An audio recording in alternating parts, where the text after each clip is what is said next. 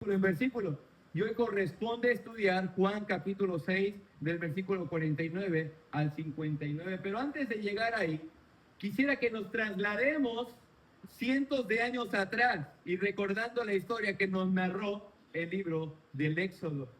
Recuerda que Israel se encontraba en cautiverio en una ciudad llamada Egipto. Ellos estaban clamando a Dios porque los egipcios, especialmente Faraón, tenía a Israel como un pueblo asediado, los tenían como esclavos. Ellos estaban construyendo el imperio de Egipto mientras el faraón los estaba oprimiendo, les estaba haciendo coser barro, coser ladrillo, edificar ciudades, y Israel era como un esclavo en medio de Egipto. Por lo tanto, Israel clamó a Jehová por misericordia.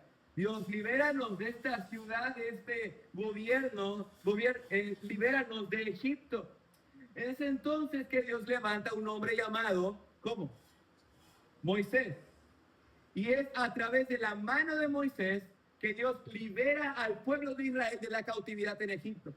Cuando Moisés libera al pueblo y lo saca de Egipto, los lleva por el desierto durante 40 años. Dios los protegía con una columna de fuego por la noche para cubrirlos del frío y con una columna de nube para cubrirlos del sol por el día. Durante 40 años ellos estaban caminando, vagando por el desierto hasta llegar a la tierra de Canaán. Dios les guardaba siempre.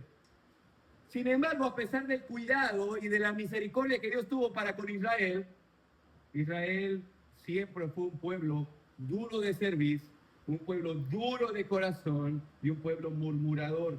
Acompáñame a Éxodo 15, 24. Este solamente es la antesala de nuestro sermón y es necesario ver esto para entender el contexto de Juan 6. Éxodo 15, 24. Dice el texto: entonces el pueblo, estando ya en el desierto, recuerde, entonces el pueblo murmuró contra Moisés y dijo: ¿qué hemos de beber?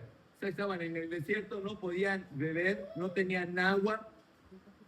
Era murmuración tras murmuración. Israel nunca fue agradecido, murmuraban. Pero una de las murmuraciones más famosas es cuando murmuran por la comida. Éxodo 16, 2, por favor. Éxodo 16, 2. Dice el pasaje: y toda la congregación de los hijos de Israel murmuró contra Moisés y Aarón en el desierto. ¿En dónde? En el desierto. Y digo famosa porque lo que Dios hizo para alimentarlos del hambre que tenían, la razón por la cual estaban murmurando, fue un milagro asombroso. Versículo 8. Dijo también Moisés: Jehová os dará en la tarde carne para comer, y en la mañana, ¿qué? Pan hasta saciaros. ¿En dónde? En el desierto. Dios daría codornices por la mañana, codornices por la tarde y pan por la mañana. Ahora, este pan no era una bomba, una concha, era un pan que luego la Biblia describe más adelante, versículo 12. Yo he oído las murmuraciones de los hijos de Israel, háblales diciendo: al caer la tarde comeréis carne, y por la mañana os saciaréis de pan, y sabréis que yo soy Jehová, vuestro Dios. Versículo 13.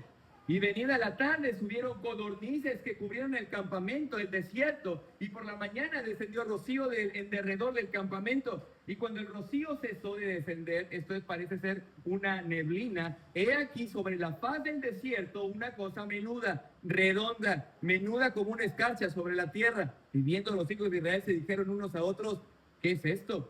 Porque no sabían qué era algo nuevo, algo que no se había visto antes. Entonces Moisés dijo: es el pan que Jehová os da para comer. Ahora, pensando en esto, nos trasladamos a Juan 6, porque hay tanto paralelismo. Parece ser que esta historia se repite, solo que con una audiencia diferente. Vemos en Juan 6 gente hambrienta, ¿lo recuerdas?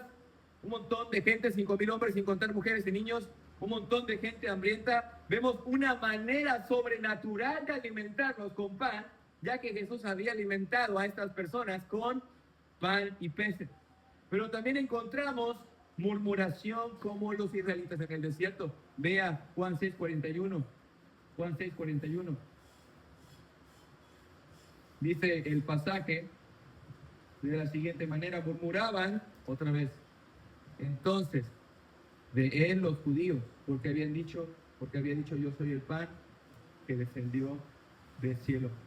Así que hermanos, estas dos historias de Éxodo 12 y Juan 6 son tan paralelas que los que habían sido saciados, escucha, los que habían sido saciados previamente el día anterior en Juan 6 por la multiplicación de los panes y peces que Jesús había hecho, asocian este acontecimiento con lo que sucedió en el desierto cientos de años atrás. Ve el versículo 31. Nuestros padres, dicen estos saciados de panes y peces, nuestros padres comieron el maná en el desierto. Como está escrito, pan del cielo les dio a comer. Y por esta razón, hermanos, Jesús toma esta historia del maná, la historia del pan, para darnos una enseñanza maravillosa. Y la introducción de esta enseñanza es un contraste. Ve el versículo 48, entramos de lleno. Versículo 48 y 49. Jesús dijo: yo soy el pan de vida. Yo soy el pan de vida. Vuestros padres comieron el maná, ¿en dónde? En el desierto. ¿Y qué pasó con ellos? Y murieron. Yo soy el pan de vida. Parece ser que esta frase no es tan clara, esta frase del versículo 48 no es tan clara hasta que entendemos su contexto. ¿Cuál es el contexto? Vuestros padres comieron el maná en el desierto y murieron. Es decir, los antepasados de ustedes, mencionados en Éxodo 16, comieron el maná, el que les daba vida, pero a pesar de comer el pan, murieron, perecieron en el desierto. El maná que comieron nunca les dio vida eterna, solamente les dio una vida momentánea porque no era un pan de vida. Por ello Jesús se adjudica este título para enseñarnos una sola verdad: Él es el pan que sí da vida.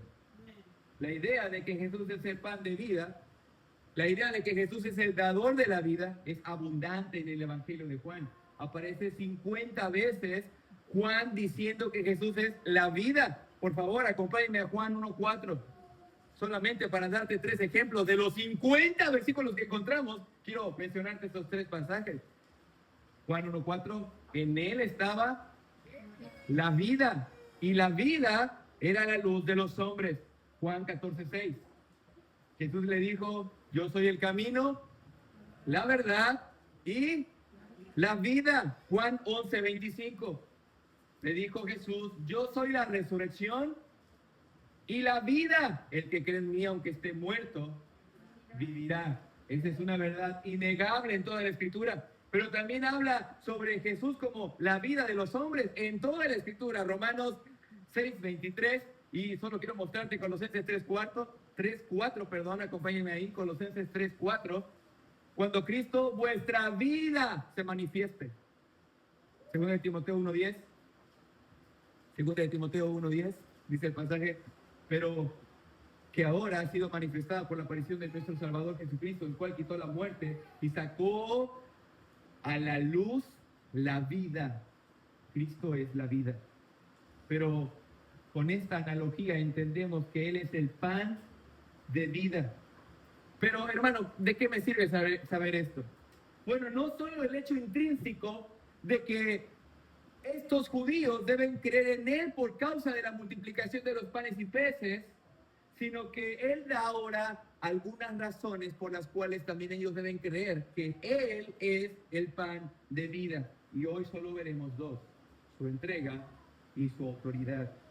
2 razones por las cuales creer que Jesús es el pan de vida: por su entrega y por su autoridad. Acompáñenme al versículo 50. Veremos su entrega. Este es el pan que descendió del cielo, para que el que de él come no muera en el desierto. Este es el pan. Aquí se refiere a él mismo. Este es el pan. Jesús está diciendo: este es el pan. Versículo 49, yo soy el pan.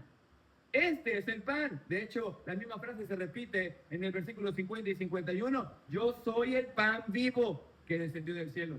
Ahora nota esto. ¿Qué descendió del cielo? Esa es una clara referencia a la divinidad de Jesús. La razón por la cual previamente los judíos habían murmurado era porque Jesús había dicho, yo descendí del cielo.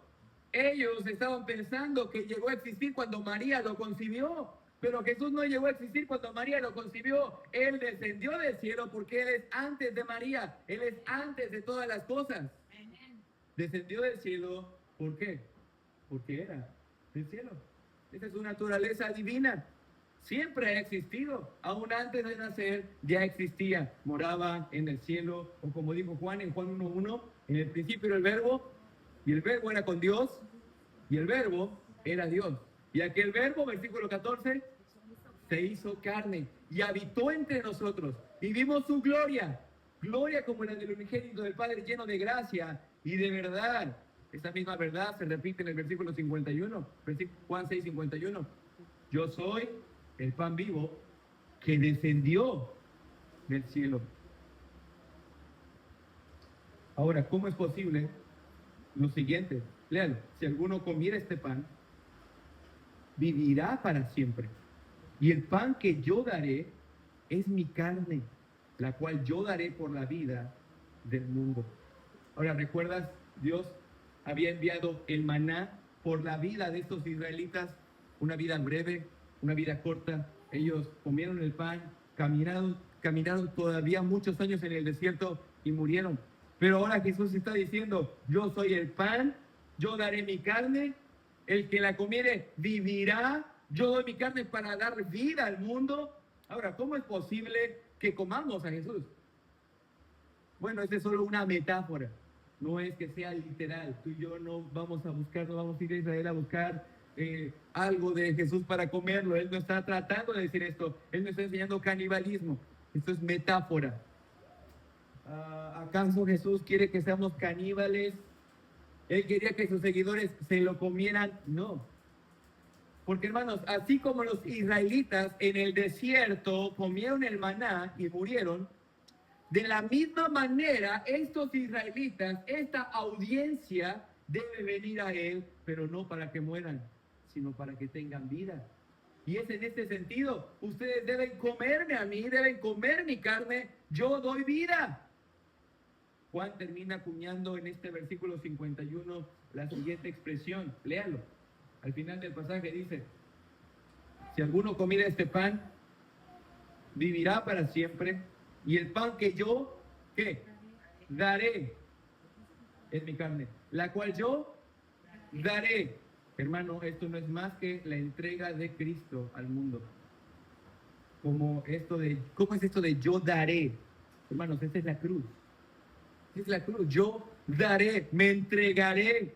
Donde Él dio su carne para expiar, para morir el pecado de nosotros, para que todos vengan a la cruz y en la cruz tengan vida. Yo daré mi carne, yo le daré para que tengan vida al mundo. Esa es una entrega total donde Jesús dejó lo celestial, descendió del cielo para darnos vida a los que estaban muriendo y lo hizo entregándose en la cruz. Esa es la entrega. Él es el pan de vida porque Él se entregó. Él ya se entregó por ti en la cruz y la pregunta es, ¿tú ya viniste a Él? ¿Ya viniste a Él para que tengas vida? ¿Has creído que en Él puedes encontrar la vida que no tienes? Agustín de Hipona dijo la siguiente expresión, escuche. La vida descendió para que pueda ser asesinada. ¿Encuentras esto? La vida descendió para que pueda ser asesinada. El pan descendió para que Él pueda tener hambre. El camino descendió para que Él pueda estar cansado del camino. La fuente descendió para que Él pueda estar sediento. Yo soy el pan que descendió del cielo. Ahora, esta entrega es global.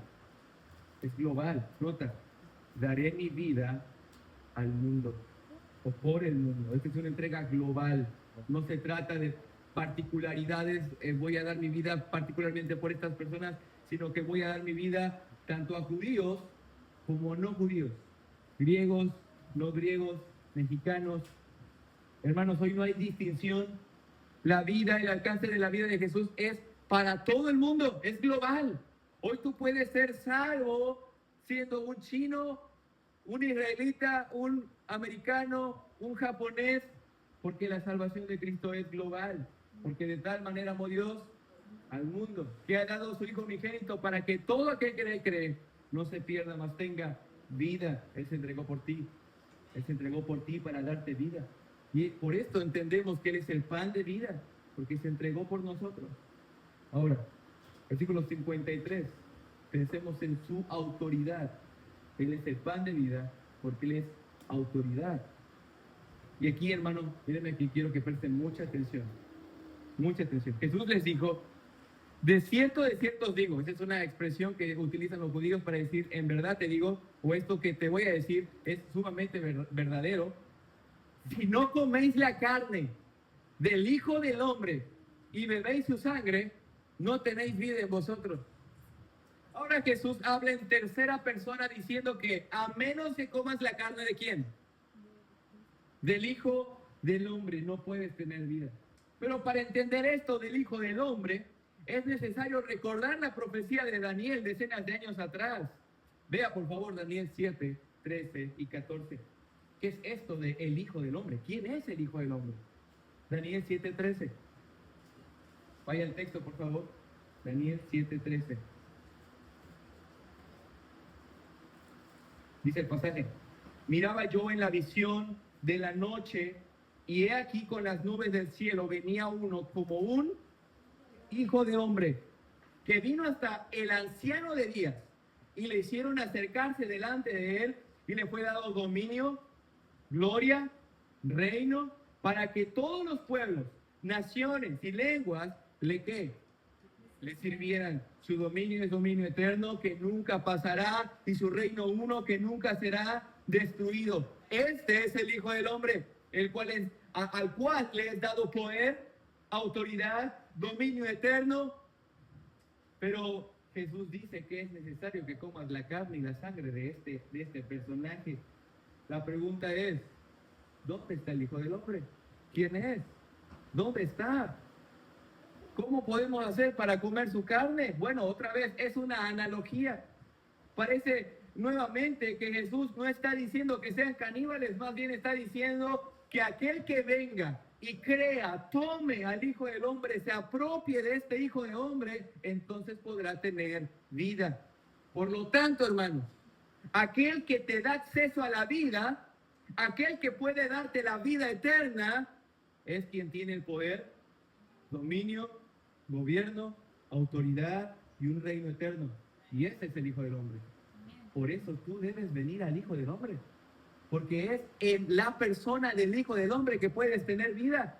No es el Papa, no es un pastor, no es una iglesia la que te puede dar vida, no es tu dinero, no es tu buen comportamiento, no es tu religión, es el Hijo del Hombre. El que no coma y beba la sangre del Hijo del Hombre no puede tener vida. Pero volvamos a la pregunta enigmática, ¿quién es el Hijo del Hombre? Como ya he dicho, es aquel en quien reside toda autoridad, gobierno y poder. Pero, ¿no es acaso esto las mismas palabras que dijo Jesús en Mateo 28, 18? Toda autoridad me es dada en los cielos y en la tierra. ¿Quién es este Hijo del Hombre? Es Cristo. Es Cristo. Y Jesús se acercó y les habló diciendo, toda potestad, toda autoridad, todo gobierno, este es el Hijo del Hombre, a quien les he dado poder, gobierno y autoridad y un reino eterno. Versículo 54, Juan 6, 54, el que come mi carne, aquí está, ahora hablando en primera persona, el que come mi carne y bebe mi sangre, tiene vida eterna y yo le resucitaré en el día postrero. Hermanos, en estas palabras enigmáticas, Jesús ya no habla en tercera persona, ya no habla de que comas al Hijo del Hombre, ya no habla de que bebas la sangre del Hijo del Hombre, sino que ahora dice, coman mi carne, beban mi sangre, porque yo soy el Hijo del Hombre. Yo soy aquel en quien reside todo gobierno, autoridad y poder. Esto es increíble. Porque, hermano, a menos que vengas en sujeción al Rey de Reyes, es como podrás tener vida. Y esto es concluyente, porque en términos sencillos, a menos que creas que Jesús es el Hijo del Hombre, en quien reside toda autoridad, no podrás tener vida. No podrás. Te lo repito, a menos que creas que Jesús es el Hijo del Hombre, en quien reside toda autoridad, gobierno y poder, no podrás tener vida. En otras palabras, los judíos debían verlo a Cristo como quien realmente es, el Hijo del Hombre, el Rey soberano del universo, en quien mora todo poder, en quien reside toda autoridad. La pregunta es, ¿tú crees en esto? ¿Lo crees de tal manera que te has sujetado a Él como Señor y soberano? El que se sujeta a Él, querido hermano, hace su voluntad. El que se sujeta a Él sigue su palabra. Vive para el Rey, porque reconoce que Jesús es el soberano, el Hijo del Hombre. Esto es decisivo. Solo aquellos que tienen a Jesús como Señor tienen vida eterna. Hermano, hoy hay tantos que dicen Jesús es Señor, pero no su Señor. ¿Sí comprendemos esas palabras? Algunos dicen Jesús es Señor, pero no su Señor. Tratan a Jesús con frivolidad, como algo más en la agenda, como a quien le debo cierto respeto los domingos. Porque puedo venir el domingo a la casa del Rey soberano en sujeción, pero al salir de la casa del soberano ya no tengo al soberano sobre mí. Leen la palabra de su Señor, nunca.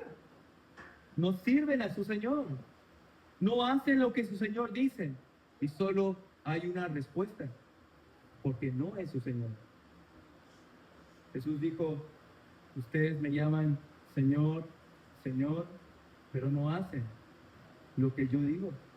Y hermano, otra vez, esto es decisivo, porque si no tomas y crees que Jesús es el Rey soberano, el Hijo del Hombre, en quien mora todo gobierno y autoridad, no podrás tener vida. Romanos 10:9, por favor. Que si confesares con tu boca que Jesús es el Kairos, el Señor,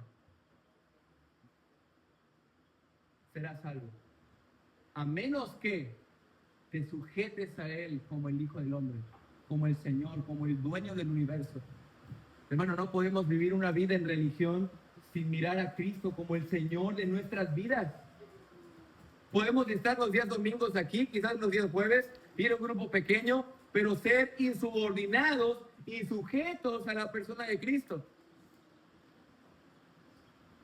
La fe en Cristo es el primum vivere, el primer principio viviente de la gracia.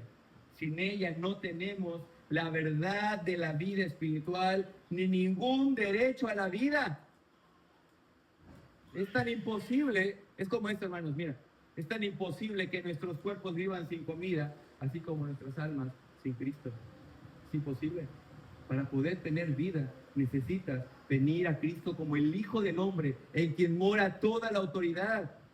Jesús mismo está exponiendo lo que nos da acceso al reino, a la vida eterna. ¿Y qué es? La carne y la sangre del Hijo del Hombre. ¿Acaso esto no es una referencia a la cruz? No solamente es el hecho absoluto de creer que Jesús es el Rey de Reyes, sino también de creer que ese Rey de Reyes murió en una cruz y derramó su sangre. El que no come mi carne y bebe mi sangre no puede tener vida. Es reconocerlo a Él como Señor y a la misma vez reconocer su sacrificio expiatorio en la cruz del Calvario. Es una verdad llena de conmiseración. ¿Por qué, pastor? Miren aquí, hermano. ¿Cómo es posible que el Hijo del Hombre, aquel que se le entregó dominio, poder, autoridad, muera por un pecador? ¿Cómo es posible? Esto es una verdad llena de conmiseración. ¿Cómo el Rey del universo se va a entregar por pecadores? ¿Cómo es que el Hijo del Hombre, aquel en quien Daniel dice que se le dio todo poder, dominio, gobierno, autoridad y un reino eterno, va a morir por nosotros?